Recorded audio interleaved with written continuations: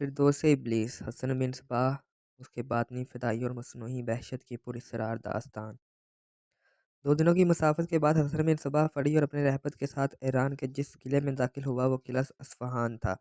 आमतौर पर इसे किला शाहदर कहा जाता था। ये सल्जुकी सुल्तान मलक शाह ने तमीर करवाया था और ज़ाकर नाम के एक सरकर्दा फ़र्द को अमीर किला या वली किला मुकर्रर किया था। ज़ाकर सल्जुकी की तरह पक्का मुसलमान और इस्लाम का शुदाई था। ये कोई बड़ा किला नहीं था। इसके अंदर शहर आबाद था। अंदर आबादी तो थी लेकिन चंद एक मुअज़्ज़ज़ और अच्छी तरबियत, हैसियत और सरकारी रुतबों और ओहदों वाले लोग थे। इंतज़ामिया के और लोगों के ज़ाती मुलाज़िम रहते थे। आबादी किले से बाहर और ज़रा दूर-दूर थी। इस आबादी में फ़िरका बातिनिया के लोग भी रहते थे लेकिन वो अपनी असलियत ज़ाहिर नहीं होने देते थे। ज़ाकिर की उम्र कमोबेश 50 साल थी और उसकी 2 बीवियाँ थीं। दोनों की उम्रें 40 साल और से ऊपर होंगी।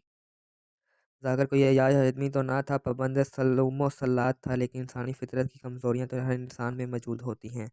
एक रोज़ वो हिरणों के शिकार को गया। वो हरा-भरा सरसब्ज़ इलाका था। पेड़-पौधों ने जन्नत का मंज़र बना रखा था। शफ़ाफ़ पानी की 2 नदियाँ ने कुछ और ही बहार बना रखी थी। ज़ाकिर घोड़े पर सवार होकर एक नदी के किनारे-किनारे जा रहा था। उसके साथ 4 मुहाफ़िज़ और 2 मुसाहिब थे। ज़ाकिर उनके आगे-आगे जा रहा था। नदी का मोड़ था, दरख्त तो बहुत थे लेकिन 2 दरख्त उसके करीब थे। एक खुर्द जो बैल दोनों के तनों से इस तरह लिपेटी और फैली हुई थी कि छत सी बनी गई थी। उसकी शक्ल मिट्टी के टेले में गुफ़ जैसी बनी हुई थी। मोतिये के फूलों जैसे फूल थे, नीचे खुशनुमा घास थी।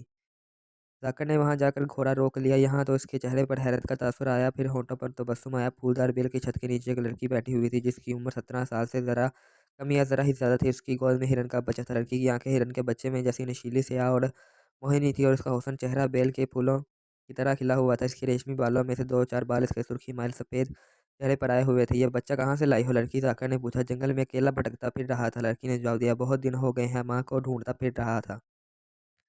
खड़ी होकर बात कर लड़की एक मुहाफ़िज़ ने लड़की को डाँट कर कहा, "अमीरे किला की एहतराम में खड़ी हो जा।" ज़ाकिर ने इस मुहाफ़िज़ को ख़शमगीन निगाहों से देखा।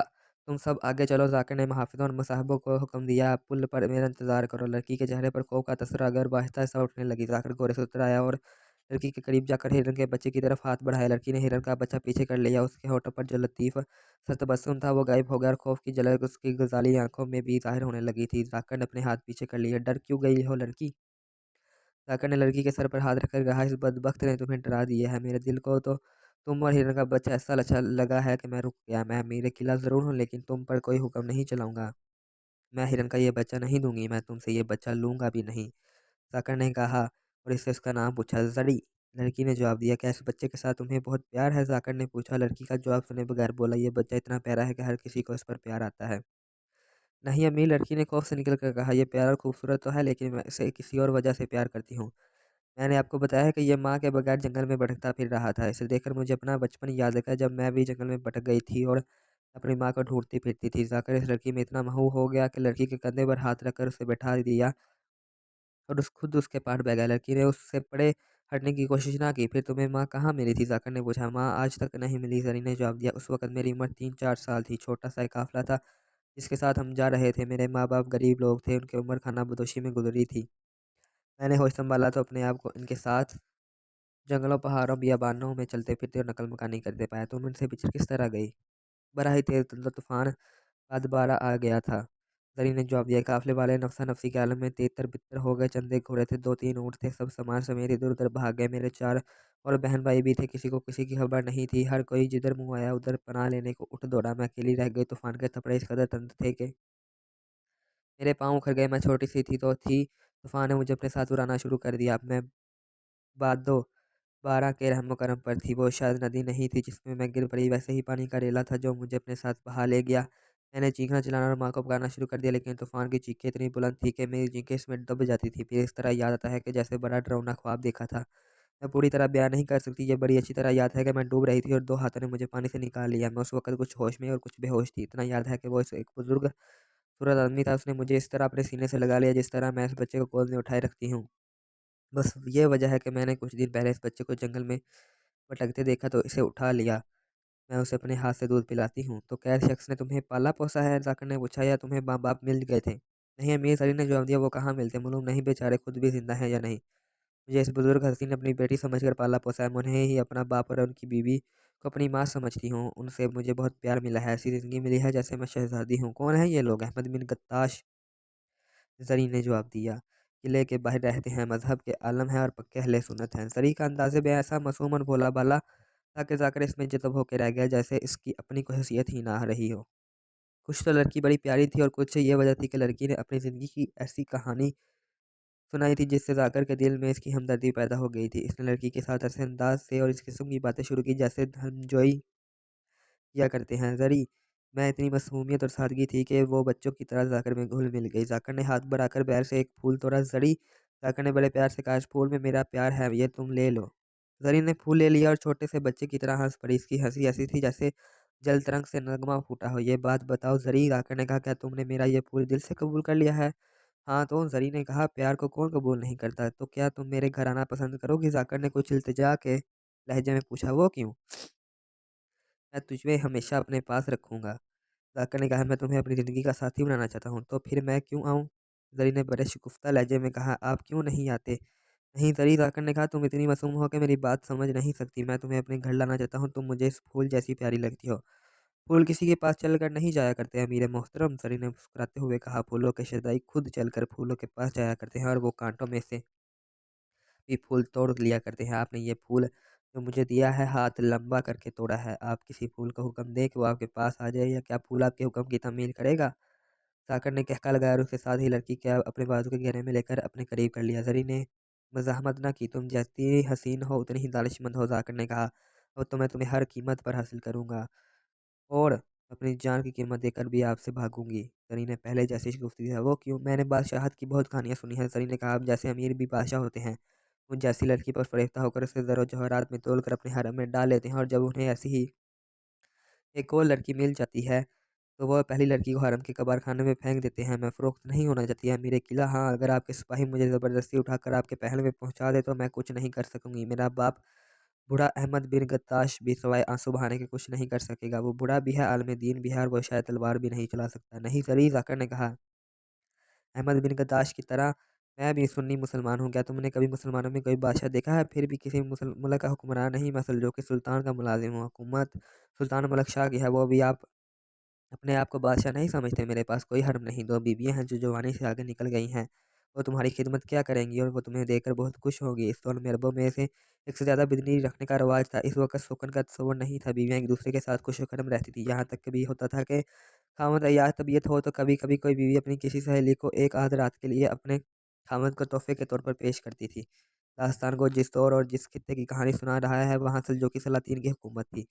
सल्जूक़ तुर्क थे, इनके यहाँ भी यही रिवाज था। इस्लाम कबूल करके इन्होंने भी अपने आप को पाबंद कर लिया था कि एक आदमी ज़्यादा से ज़्यादा 4 बीवियाँ रख सकता है। हरम का तसव्वुर अरबों की तरह उनके यहाँ भी नापैद था। बाज़ मौरखों ने लिखा है कि सल्जूक़ी बीवियों के हकूक़ का पूरा-पूरा ख़्याल रखते थे। ज़री ने जब जाकर से ये सुना कि उसकी 2 बीवियाँ हैं और दोनों जवानी से आगे निकल गई हैं, तो ही ऐसा कोई असर ना हुआ कि उसकी 2 सोखरें भी होंगी।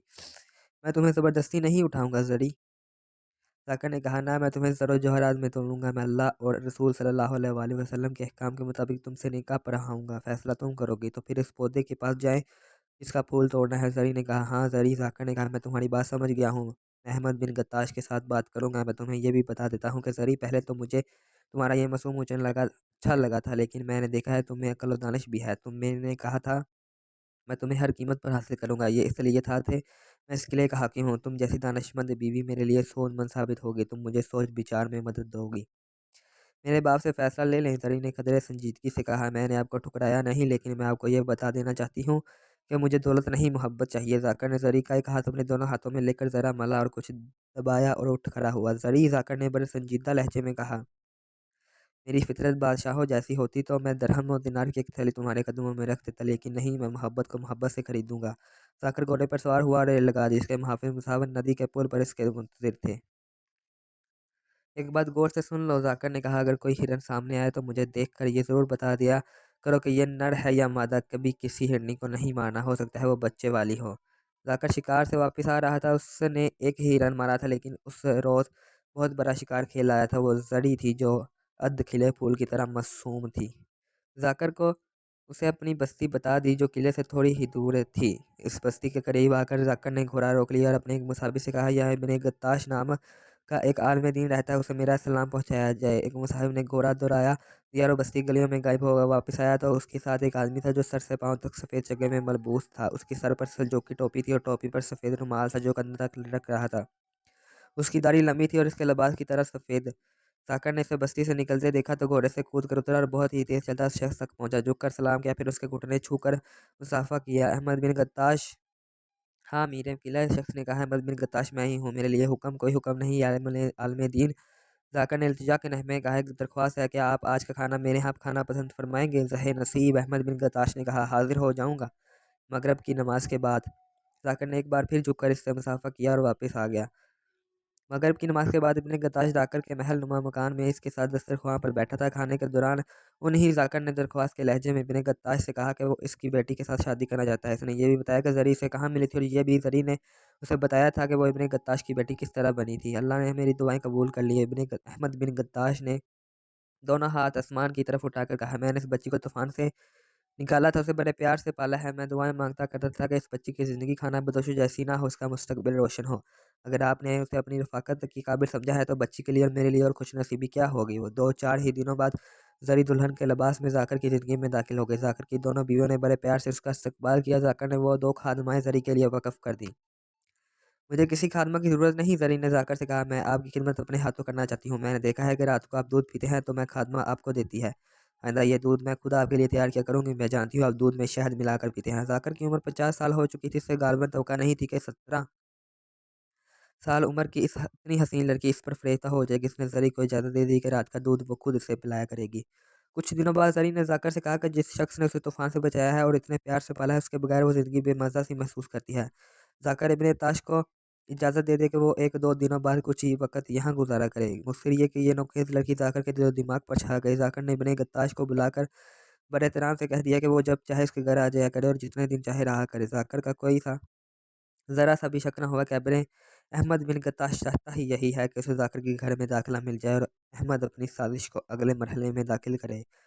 वो इजाज़त मिल गई और अहमद ज़ाकिर के घर जाने लगा। ज़ाकिर को ये शक भी ना हुआ कि अहमद बिन गत्ताश कट्टर बातनी है और फ़िरका बातनिया का पेशवा है और उस फ़िरके की ज़मीन दोस्त तंजीम का बड़ा ही खतरनाक लीडर है। वो जिस बस्ती में रहता था वहाँ बाकायदा खतीब बना हुआ था। हर कोई उसे अहले सुन्नह समझता था। तारीख़ नवीस अबू अल कासिम रफ़ीक तलावड़ी मरहूम ने मुस्लिम मोरखों के हवाले से लिखा है कि एक तरफ एक नौखेज़ लड़की अमीर किला के हिसाब पर गालिब आ गई और दूसरी तरफ इब्न अहमद बिन गत्ताश ने मज़हब के पर्दे में अपनी ज़ुबान का जादू चलाना शुरू कर दिया। ज़ाकर अहमद बिन गत्ताश से इस कदर मुतासिर हुआ कि उसने बाद सरकारी अमूर भी इससे मशवरा लेने शुरू कर दिए। ज़री को खुसूसी ट्रेनिंग दी गई थी जिसके मुताबिक वो ज़ाकर को हिप्नोटाइज़ किए रखती थी। ये एक तरीके की हकीकत है कि इस लड़की ने ज़ाकर को ये जो पेशकश की थी कि उसे वो खुद दूध पिलाया करेगी। इस साजिश की एक अहम कड़ी थी। वो दूध में उसे हर रोज़ कुछ घोल कर पिलाती थी जिसकी फ़ौरी तौर पर असरात ज़ाहिर होने का कोई खतरा नहीं था। ये असरात अंदर ही अंदर अपना काम कर रहे थे। इस दवाई में नशे का भी कुछ असर था जो कुछ इस तरह था कि ज़ाकिर के मिजाज में बड़ी खुशगवार तब्दीली आ जाती और वो ज़री के साथ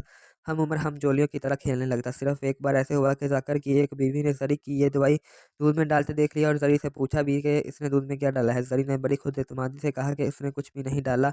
इस बीवी ने ज़ाकिर को बताया और कहा कि इसे शक है ज़री ज़ाकिर दूध कोई नुकसान दा चीज़ पिला रही है। ज़ाकिर का रद्द-ए-अमल ये था कि उसने बीवी को तलाक तो ना दी, लेकिन उसे ये सज़ा दी कि उसे अलग कर दिया और उसके साथ कुछ अरसे के लिए मियाँ-बीवी के ताल्लुकात ख़त्म कर दिए। कुछ कमोबेश 3 महीनों बाद ज़ाकिर साहिब फ़राश रहने लगा, लेकिन वो ये बयान नहीं कर सकता था कि बीमारी क्या है और तकलीफ़ किस नौइयत की है।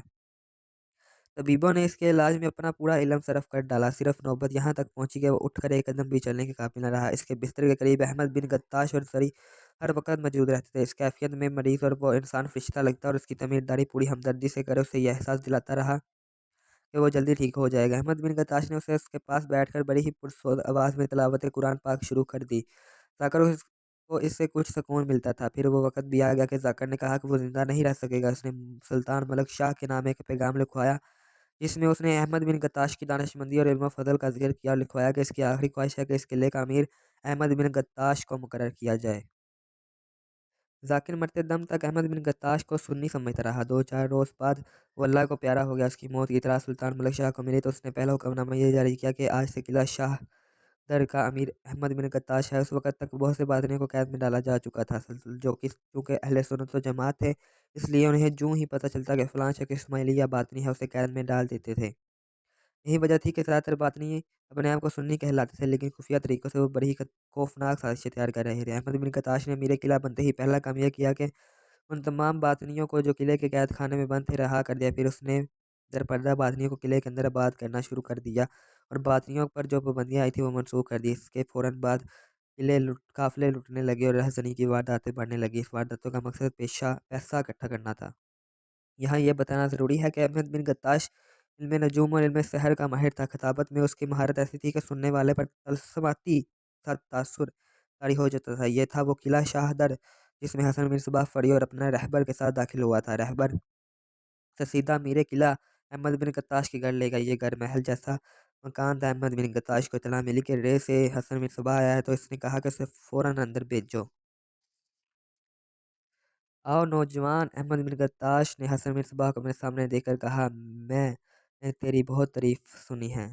आज आराम कर लो, कल सुबह से तुम्हें बताया जाएगा कि क्या करना है और अब तक क्या हो चुका है। हसन बिन सुबाह ने झुककर सलाम किया और बाहर निकल आया। अहले सुन्नत जमात सुल्तान मलक शाह के वहम और गुमान में भी ना था कि उसकी सल्तनत में इब्लीस उतर आया है।